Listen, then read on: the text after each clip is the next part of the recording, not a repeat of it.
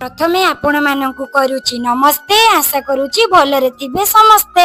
आज ये गैस मते बहुत हैरान करिछि। आज जदि गायत्री मते हेल्प न करि थांते यस बिना टिफिन रे स्कूल को जाई थांता। कोन जे मु करि थांती सकाळु सकाळु यस को टिफिन रे दबा पई चकुली तयारी करूतुली। एतिके बेले को गैस टा सरीबार थिला। मु भाबिली यस को आज टिफिन न नै स्कूल जीवा को पड़िबो। यस जे एबे कोन करिवो केमिति स्कूल जीवो भाबी भाबी मु गायत्री की फोन करिली। आ को तांको घरे एक्स्ट्रा गैस थिला तो से कहला आसिकी नै जाओ।